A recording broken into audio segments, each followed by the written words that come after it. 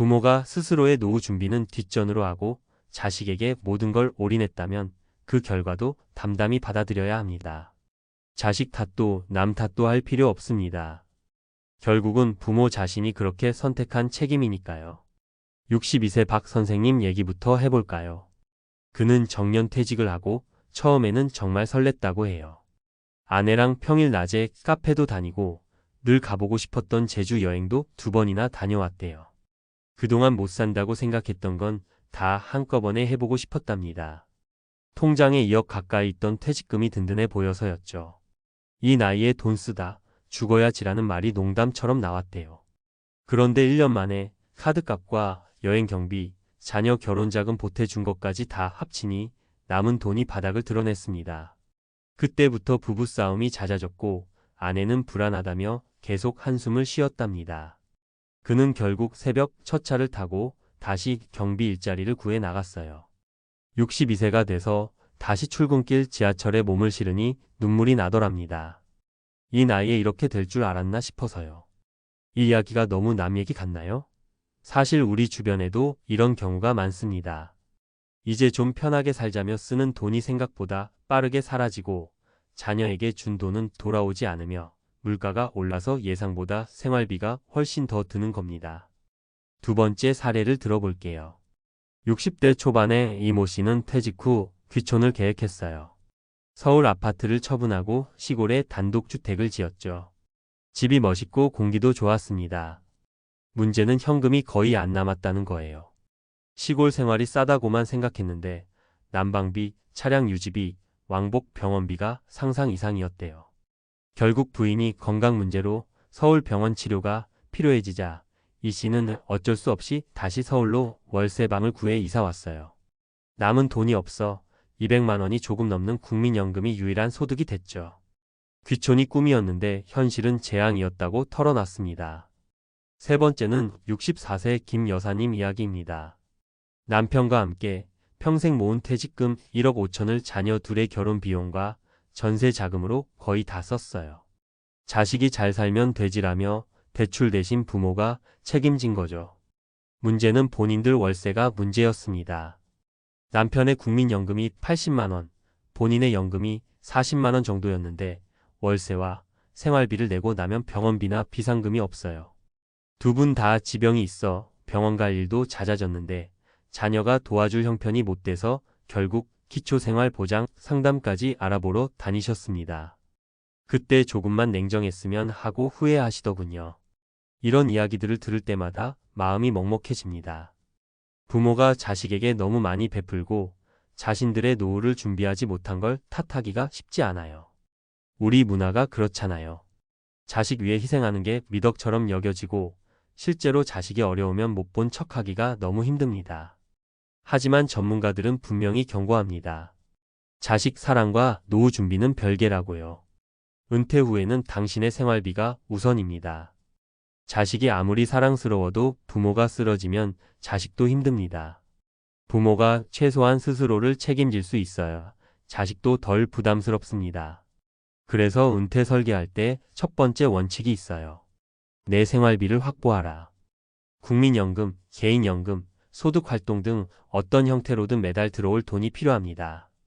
60세가 넘어가면 새로 벌 수 있는 일자리는 많지 않고 벌어도 힘듭니다. 지금 5060대 분들이 경비, 청소, 배달, 요양보조 등으로 새벽 첫 차를 타는 이유가 바로 이것 때문입니다. 두 번째 원칙은 목돈 관리를 조심하라. 퇴직금이 들어오면 일단 마음이 커집니다. 평생 못했던 걸 하고 싶고 자식에게도 뭔가 주고 싶습니다. 그런데 퇴직금은 거금이 아니라 나눠 써야 할 노후 생활비입니다. 요즘 100세 시대라는 말을 괜히 하는 게 아닙니다. 65세 은퇴 후 3035년은 살 가능성이 높아요. 2억이 있어도 한 달 50만 원만 써도 30년이 안 갑니다. 세 번째 원칙은 자녀와 돈 문제를 명확히 하라. 도움이 필요하면 줄 수 있죠. 하지만 반드시 당신의 노후 생활비를 제외한 돈에서만요. 부모가 빈털터리가 되면 자식도 무거운 짐을 짊어지게 됩니다. 차라리 처음부터 솔직하게 얘기하세요. 우리도 노후가 걱정된다. 도와주고 싶지만 여유가 없다. 이런 말이 처음엔 미안하고 어렵지만 나중엔 가족 모두를 살립니다. 많은 분들이 말합니다. 내 자식이 설마 그런데 설마가 현실이 되는 경우를 우리는 수없이 봅니다. 자식도 자기 살기가 버겁습니다. 결혼, 출산, 집값, 교육비 부모에게 받은 돈을 쉽게 갚을 수 있는 환경이 아니에요. 솔직히 말하면 노후 준비는 부모의 몫입니다. 자식이 해주면 감사한 일이지만 그걸 기대해선 안 됩니다. 이제는 좀 냉정해져야 할 때입니다. 혹시 지금 이 글을 읽으시면서 내 얘기 같다 하고 가슴이 철렁하신 분들 계시죠? 늦지 않았습니다. 지금부터라도 계산기를 두드려 보세요. 매달 얼마가 들어오고 얼마가 나가는지 꼼꼼히 써보세요. 줄일 수 있는 지출이 뭔지, 추가로 벌 수 있는 일이 있는지 고민해 보세요. 자녀와도 허심탄회하게 이야기 나눠보세요. 그리고 너무 자책하지 마세요. 우리 세대가 그렇게 살아온 겁니다. 자식 위한다며 자신을 희생해온 게 죄라기보다 그냥 이제부터라도 바꿔야 할 현실이죠. 마지막으로 우리 모두 기억합시다. 내 노후는 내가 책임진다. 이게 결코 이기적인 말이 아닙니다. 가장 책임 있는 부모의 모습입니다. 우리 모두가 새벽 첫 차가 아닌 느긋한 아침 햇살을 즐기며 은퇴 후의 삶을 살 수 있길 진심으로 바랍니다. 이어서 이번에는 조금 더 전문가적인 시각으로 퇴직 1년 만에 빈털터리 새벽 첫 차로 다시 나선 62세의 눈물 같은 현실을 막기 위해 우리가 구체적으로 뭘 해야 하는지 실제로 쓸 수 있는 팁과 수치 중심의 이야기를 좀 더 깊이 나눠볼게요. 하지만 여전히 딱딱한 강의처럼이 아니라 편하게 얘기 나누듯 풀어보겠습니다. 먼저 내 노후 생활비가 한 달에 얼마냐 이거부터 계산해 봐야 해요. 많은 분들이 연금 있잖아. 그래도 한 달에 100만 원은 나오지 이렇게 생각하시는데 실제로 국민연금 평균 수령액을 보면 2024년 기준 개인 평균이 60만 원대 중후반 정도예요. 부부가 둘 다 받으면 평균 120만 140만 원 정도는 된다고들 하는데 이건 평균이죠. 내가 얼마나 가입했는지에 따라 훨씬 적을 수도 있습니다. 서울이나 수도권에서 60대 부부가 한 달에 최소한으로 살면 어느 정도가 필요할까요? 대략 200만 원 안팎이 현실적인 최소 생활비예요. 월세 살면 더 들어가고요. 병원비, 통신비, 교통비, 식비, 난방비 이런 건 무조건 드는 고정비입니다. 즉 부부가 국민연금만으로 120만 원 받는다면 매달 80만 원 정도가 모자란 구조가 될 수 있어요. 그걸 메꾸려면 어떻게 할까요?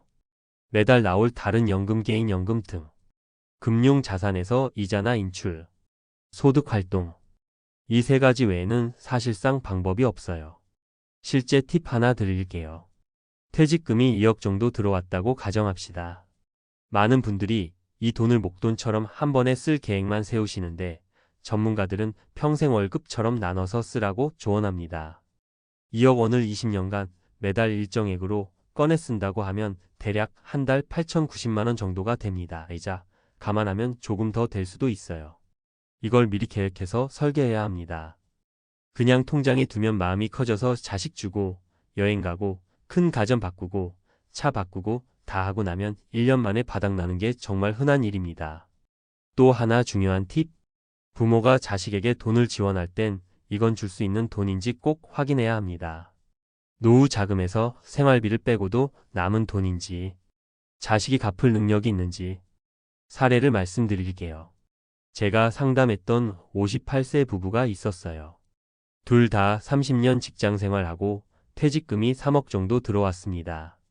큰딸 결혼 5천, 작은 아들 전세 보증금 7천 이렇게 지원하고 나니 1억 8천이 남았죠. 부부가 그래도 이 돈이면 20년은 살지라고 생각했는데 계산해보니 월 75만 원 정도 꺼내 쓰면 20년도 안 가요. 게다가 국민연금은 둘 다 합쳐도 130만 원이 채 안 됐어요. 그래서 다시 재계획을 세웠어요. 작은 아들에게는 처음 약속했던 보증금의 일부만 지원하고 나머지는 대출을 유도했죠. 부모가 우리도 노후가 있어야 한다라고 솔직히 얘기한 거예요. 자식도 이해했어요. 덕분에 부모 생활비가 매달 200만 원 이상 나오게 맞췄습니다. 자, 여기서 또 하나 실질적인 팁. 퇴직금 받으면 제일 먼저 해야 할 게 가계부 작성입니다. 국민연금 매달 얼마 들어오는지, 개인연금 있으면 얼마인지, 부부가 벌 수 있는 일자리 수입 예상치, 병원비, 관리비, 통신비, 교통비, 식비 등 고정비.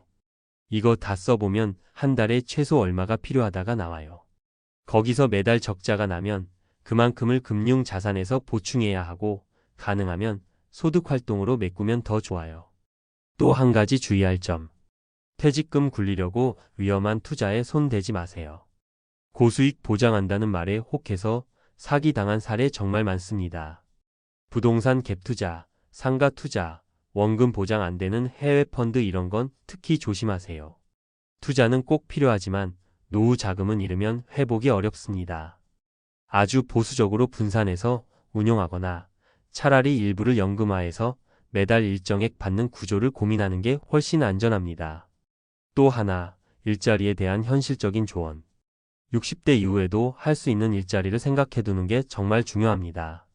경비, 청소, 주차관리 같은 단순 서비스업, 요양보조, 방문 돌봄 같은 돌봄 서비스, 배달, 대리운전 등 운송 서비스. 이게 힘들어 보여도 은퇴 후 현실적인 현금 흐름을 만들어주는 안전망이에요.